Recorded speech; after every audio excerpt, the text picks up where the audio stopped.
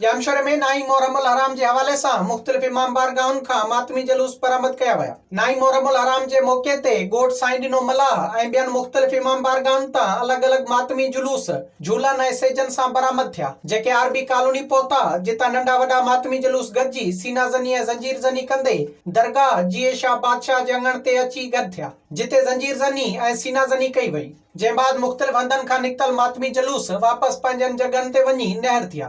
मातमी जलूसनि जे अॻवाननि अवामी आवाज़ टीवी सां ॻाल्हाईंदे चयो त साईं ही जुलूस पाकिस्तान ठहण खां अॻु जो आहे, पर परमिट असांखे जेके मिलियल आहिनि उनखे तक़रीबन परमिट खे 50 साल थी विया आहिनि।